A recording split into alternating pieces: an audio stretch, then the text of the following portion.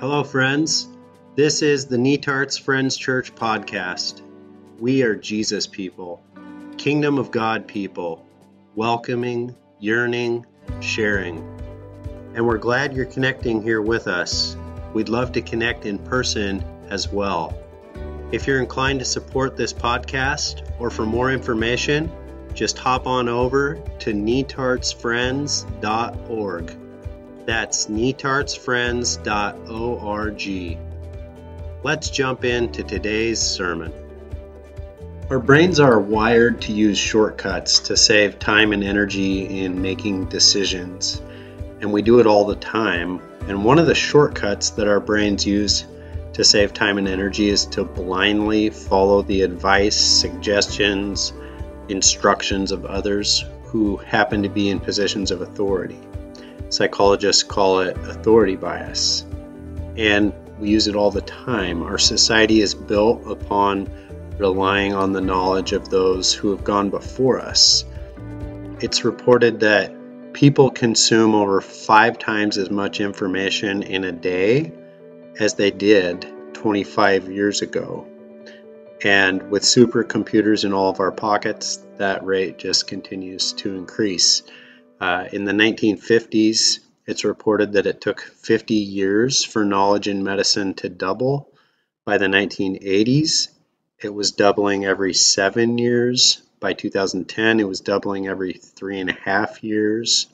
So you can see we live in this world where we rely on the knowledge of those who have gone before us, a world that relies on knowledge, expertise, instructions of authority figures. And it seems reasonable to trust credible experts in their field. Instead of approaching each problem acting like we have to do original research and find an original solution, we follow what someone else says that we should do.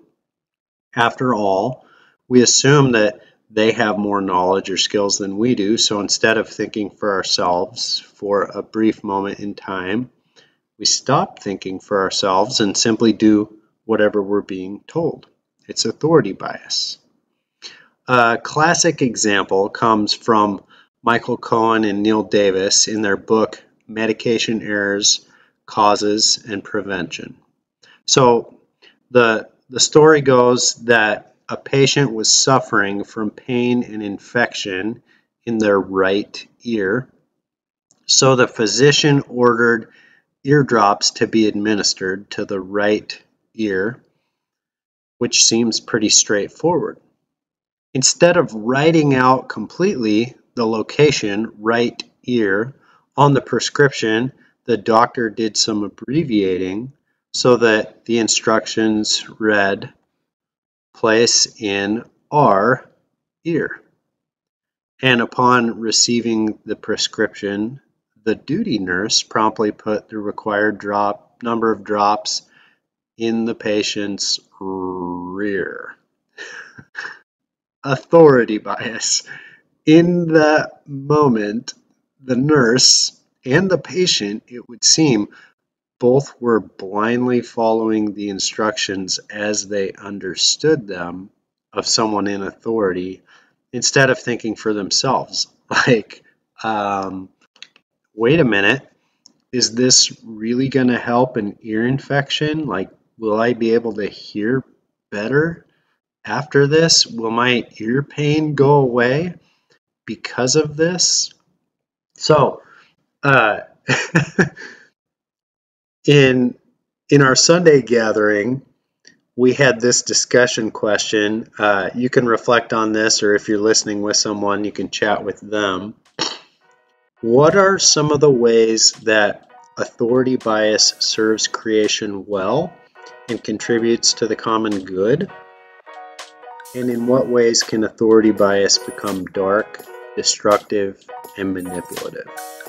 So take a couple minutes and reflect on that.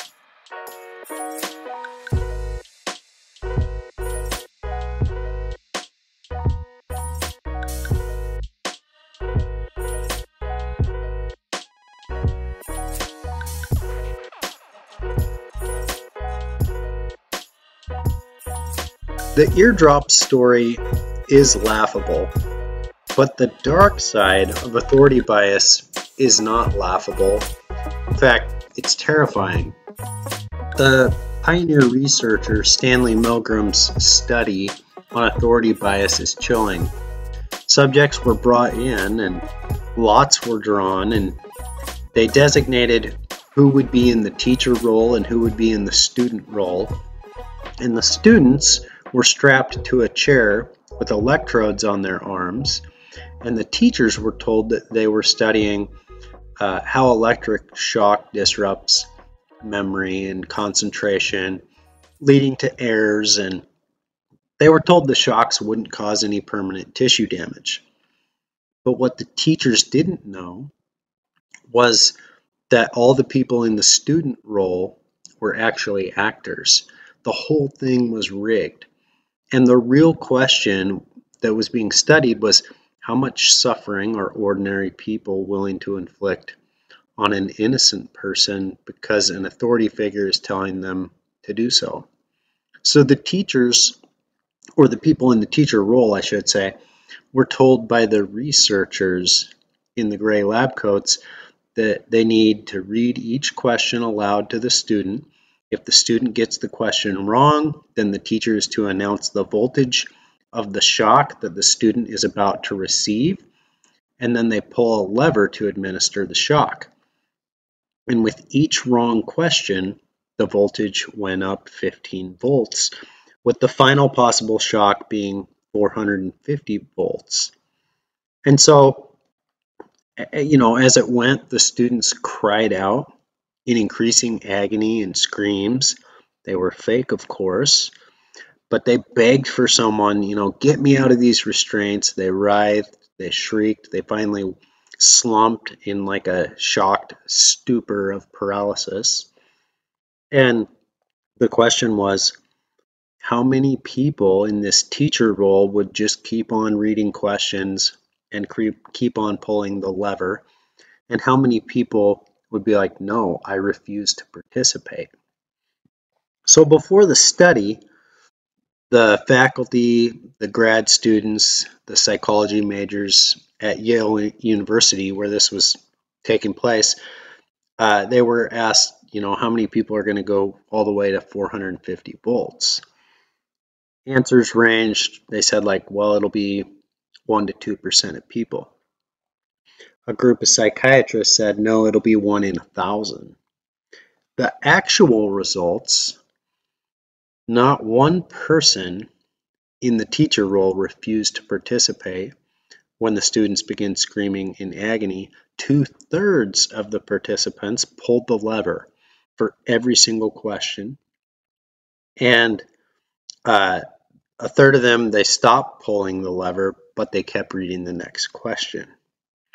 So as Stanley Milgram looked at the data at the end of this, he found an extreme willingness to go to almost any lengths on the command of an authority. Like the subjects blindly followed the instructions of the researcher in the position of authority. Now, full disclosure, this particular study came to be questioned by some, so it's worth saying this doesn't stand alone. But since the 1960s, plenty more researchers have done more research, pushing back and forth, trying to understand authority bias. And the chilling question is, how many people throughout history have made decisions that were ultimately harmful to others because someone in authority was saying, this is the way to go. This is the right way. This is what is best. How many people in this world give their loyalty and their allegiance to systems, to celebrities, to authorities that they ultimately allow to do their thinking for them? How many people swallow whatever their cable news says, or their favorite celebrity or speaker or podcast or favorite politician or political party or professor or author or satellite radio channel or the Facebook algorithm? How many people just swallow that hook, line, and sinker, giving their loyalty to that system, to that authority? Their authority figure could say whatever they want, get away with whatever they want, and their base would nod their heads, follow them, and support them. Giving your loyalty to a system feels better on one hand. It lessens the anxiety because now you have a home team, a home turf. Now you don't have to feel alone in the world. This world's full of complex questions, and if you have a home team, then you have someone to do the heavy lifting for you. The supercomputers in our pockets use algorithms to give us more and more of what we're already looking for. And so everyone goes deeper and deeper into their echo chamber. And as many of you have heard, it's said if something is free, if you're not the customer, that means you're the product. So companies, political interest groups, businesses are trying to buy the right to get their propaganda and their advertisement in front of your eyes, and they're going to feed you more and more of what their records show you already like. So the question is, what won't we buy if the right people are telling us we need it? And what harm, direct or indirect, will we refuse to participate in if the right people are telling us, no, that's the right way to go? What won't we agree with and give our hearty assent, hearty nod to if the right systems are advocating it? Think about a speaker you really like, or a news channel you really like, a political party, a celebrity, and ask yourself, when is the last time that you disagreed with them on something pretty important? And if you can't recall when that was, then it is worth asking if you've given your loyalty to that system, to that authority, and to what degree you might be letting them think for you. It's not a conservative phenomenon. It's not a liberal phenomenon. It's a human phenomenon, and it can function as a blind spot. You see, it's easy to look at other people and say, oh, they're succumbing to authority bias. Look at how wrong, look at how ridiculous their leader is, and they're just blindly following. It's not nearly as easy to recognize the ways that you might be doing the same thing, blindly following your authority, your system. Somehow, your authority bias just makes sense to you. So, another discussion question, something to reflect on. What are some ways that you might safeguard yourself from blindly following an authority or a system without becoming unteachable, arrogant, just a lone ranger? So spend some time reflecting on that.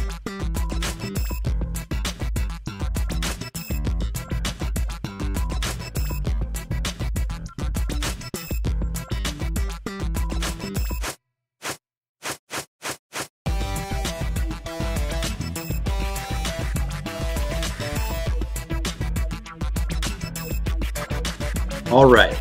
You may have been wondering, are we going to get around to scripture? Yeah, we are. This brings us to the words of James. We're continuing our journey through the book of James. James 5, verse 12. James writes, above all, or it could be translated before all, my brothers and sisters, do not make an oath, not by heaven or by earth or by anything else. All you need to say is a simple yes or no. Otherwise, you will fall into judgment. Now, James was certainly not just speaking on his own. He was remembering the words of his brother, half-brother, Jesus of Nazareth. Jesus says in his famous Sermon on the Mount, you have heard that it was said to the people long ago, do not break your oath, but fulfill to the Lord the vows you have made.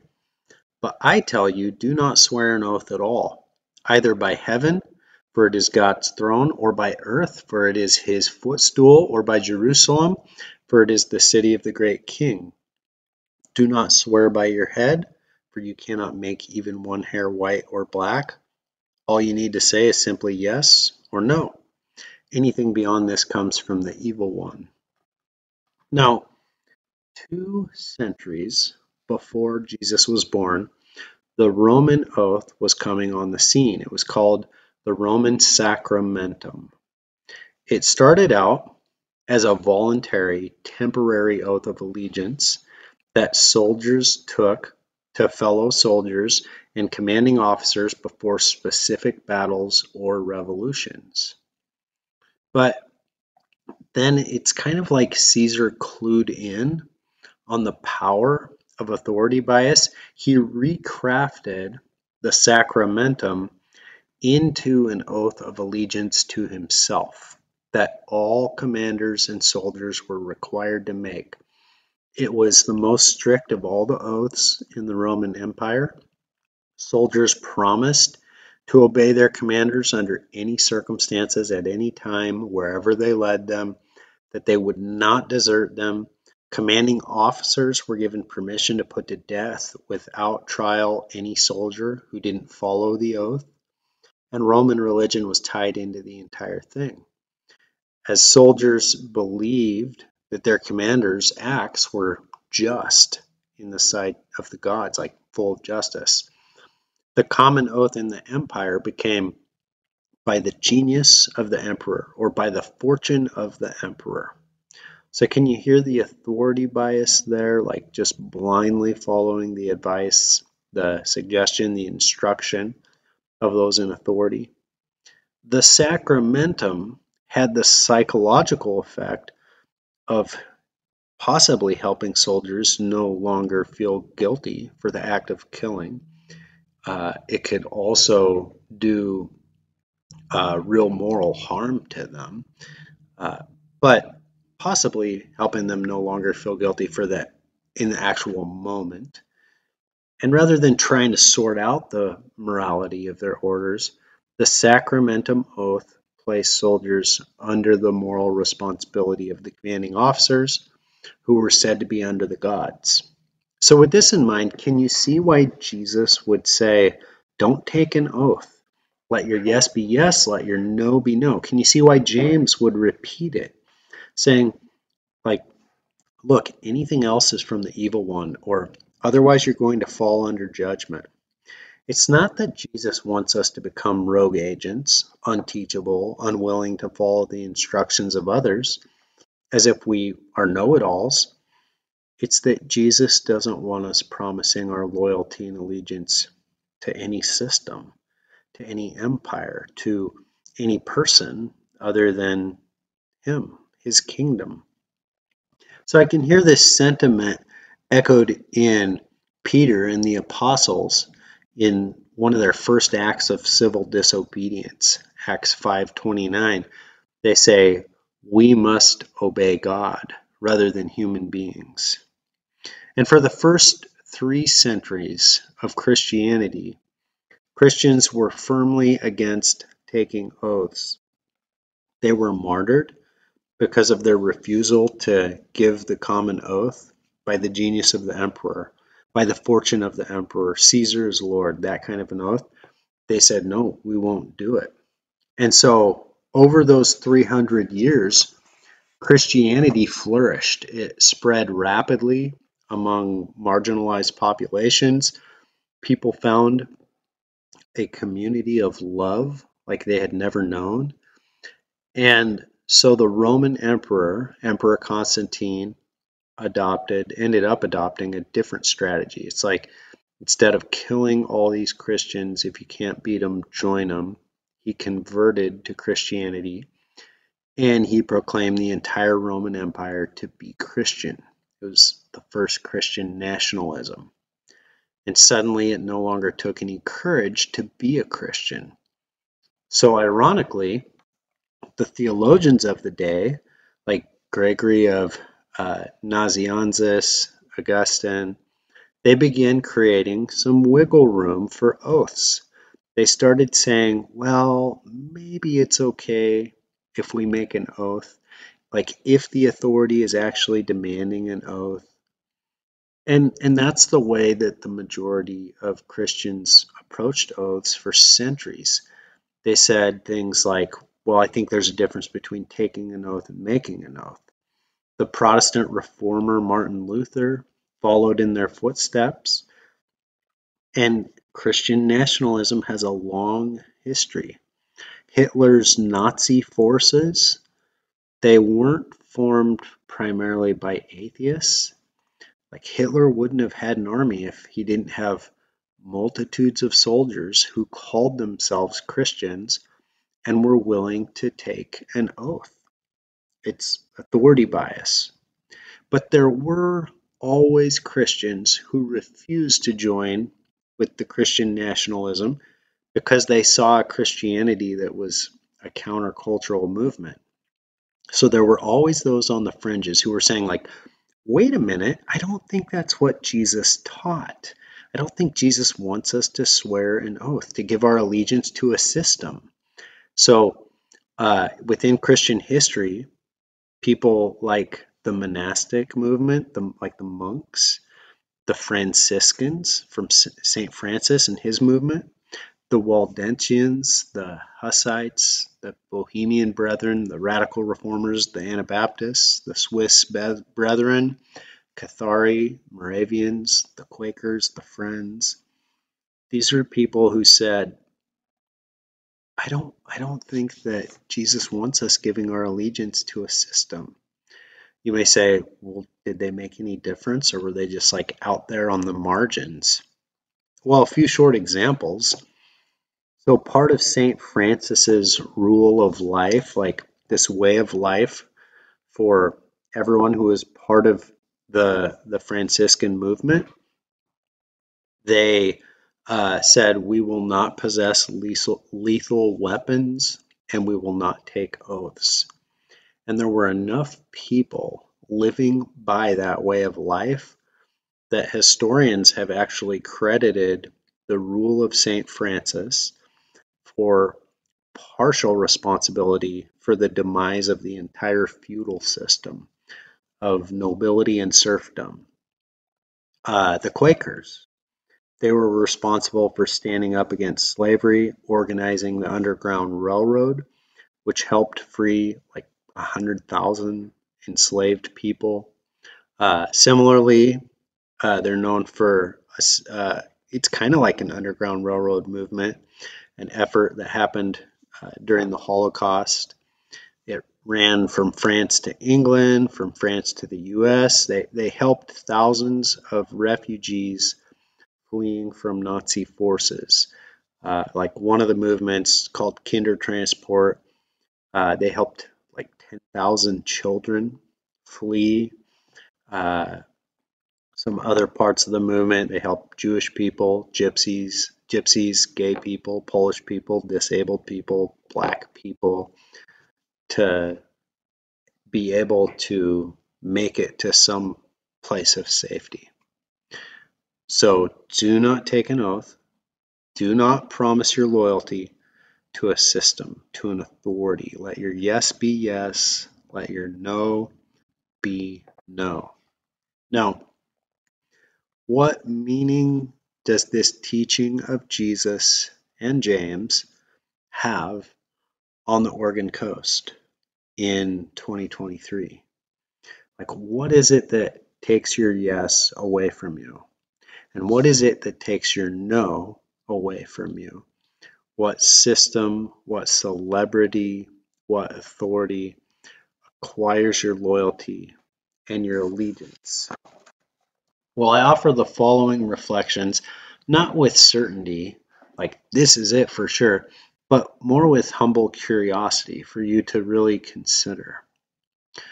So, the supercomputer in your pocket, if you have a smartphone, it's captured nearly all of us.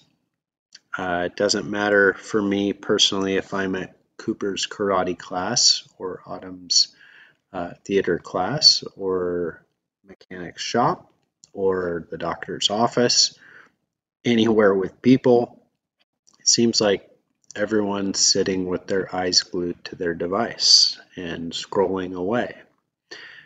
And studies show that our devices are making our long-term memory worse because we're focusing on so many things at once. We suffer from fear of missing out, even though we are simultaneously ignoring the world right in front of us, failing to appreciate what's right in front of us. We become more emotionally fragile, wanting everyone to give us a big yes, a big thumbs up, a big smile, a big heart, a big like, while simultaneously giving the people right around us a big no, I'm not available. MRIs, functional brain imaging tests, find that what's going on with our brain activity when we're viewing our smartphone, if we are a religious person, what's going on in our brain is uncannily similar to what's happening when we're viewing imagery from our own religion. It's actually, our brain looks very similar when we're viewing our phone as to when we're engaging with our religion. Our brains respond the same way to our phones, they've found, as they do when we are in the proximity of our significant other or our family members. So, researchers say it's not just that you are addicted to your phone. If you're talking about the way your brain is responding to it, you actually love your phone. You love it. It's the same kind of thing is going on in your brain. So even though we probably will never come to the end of our life and say, I should have spent more time on Twitter or Facebook or Instagram or reading articles or watching YouTube, even though we probably would never say that at the end of life, there we are spending an average of like 3 to 5 hours a day on our phone. So with all the addictive properties and the religious dynamics and the love dynamics and these supercomputers with their algorithms that are meant to turn us into the product, the question is, okay, how can our yes really be yes? How can our no really be no? And what to do about it? Well, what would happen if you took a technology fast? Maybe a day, a week, maybe a week without your phone. Maybe saying, I'm only going to use it to call and text at certain times of day. Whatever you come up with, might you go through some withdrawals? Yeah, you might. But might your yes and your no actually become your own in a different way? And the thinking here is, why not try something different? Like, why not try stepping back and seeing how you feel and seeing what you're thinking about and what you're reading and how you're spending your time and who you're spending your time with and how the kind of love that you give changes. Some people might go so far as saying, I'm going to make this a regular practice. Some people might say, I'm going to change my relationship with my phone, or I'm going to ditch my smartphone altogether. And I don't think it's a one-size-fits-all answer, but it's a question that requires vulnerability. Is my yes really yes? Is my no really no if I'm glued to a supercomputer? Do not take an oath. Do not promise your loyalty to a system or to an authority. Let your yes be yes. Let your no be no. So that's one reflection. I have two more.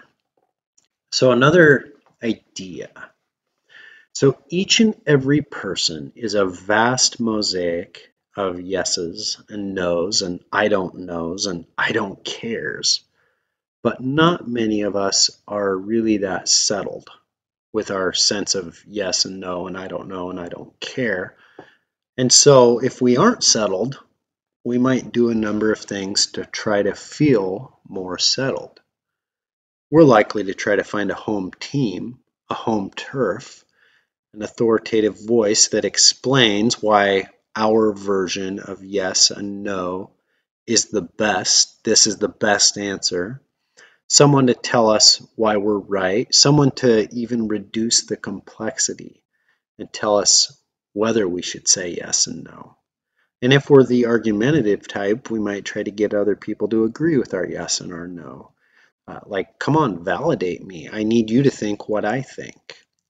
Now, each and every human is this vast mosaic of yes and no, but the home team voices, the talkers, the authorities, they often reduce people to a very small number of yeses and nos. They tend to see people as kind of one thing. And that one thing, that yes or that no, is a problem. So, like, it's all those darn liberals or those uptight conservatives or those transgenders or those black people or those Hispanics or those gay people or those white evangelicals or that woke crowd or the cops or the potheads or the baby boomers or the millennials or Gen Z, on and on. So here's my humble suggestion. Go find one of those people who the home team, whoever your home team is, who they say they're the problem, and invite them on some walks, maybe fishing or coffee or drinks or dessert, something. And you're not doing this so that we can try to turn your yes into their yes or their no into your no. This isn't so that you can convince them you're right or that they can convince you that they're right. It's not so that you can hammer away on the issues at all. But might it be possible that there's more that connects you than that divides you? And this is to help you detox, as it were, from what the system, the authority, has been saying about that person, and instead to drench yourself in what the Spirit is saying about that person. So your task is to start getting to know this person and stop reducing them to just one yes or one no, and experience being open with them about your yes, your no, your I don't know, your I don't care in their presence. Don't argue about any of them. Just be open. You like Dutch Brothers? I think it's the worst coffee in town. You like the Seahawks? I like the Seahawks too. You like cats? I like cats. Tell me about your cat. And so on. At the end of history, Jesus is the ultimate judge of each of our vast mosaics of yes, no, I don't care. You're not the judge. Jesus is the judge. But this project, this relationship is, what does it feel like to share your yes, your no, I don't care with this other person, to learn where you're similar, to learn where you are different, and what's it feel like to be fully connected to this person and to yourself? What's it feel like to realize, hey, they can't be reduced to just one yes or one no. They're a vast mosaic, and to pay attention to the Spirit of God interacting in that space in between you.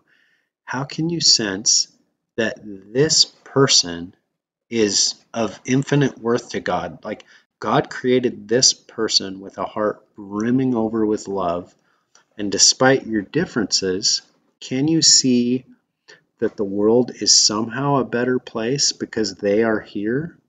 Can you celebrate who they are with your similar and different yeses and nos? Can you celebrate who you are with your mosaic of yes, no, I don't care? Do not take an oath. Do not promise your loyalty to a system, to an authority. Let your yes be yes. Let your no be no. So one final idea, and that is, explore the promises and the vows that you made to yourself earlier in life. Sometimes we make promises to ourselves that no longer serve us well, and so we are the authority in the authority bias. It's like we're not thinking for ourselves right now because a past version already said, well, this is what I will do, this is what I won't do. So you said, I'll never live anywhere else, or I'll never get married, or I'll never change my view on this, or I'll never have surgery, or I'll never be like my parents in this way, or I'll never let someone control me in that way. Or maybe you promised an always, like I'm always going to tell customers or clients yes, no matter what. I'll always do it this way. Both our yeses and our nos that we promise earlier in life can end up costing us and hurting our loved ones and hurting others. And that old version of you didn't know what you know right now. That childhood promise that was probably helpful at one time may not be helpful now. It might be something you've outgrown. And so the question comes, okay, what does it look like if you let go of that old yes and old no and open the doors wide and say, Holy Spirit, please lead me. How am I supposed to live right now? What's allegiance to Jesus look like, and what's it mean right now? What's it look like to love God and to love others right now, and to not be a slave to something I said back when? Do not take an oath. Do not promise your loyalty, your allegiance to a system, to an authority. Let your yes be yes. Let your no be no.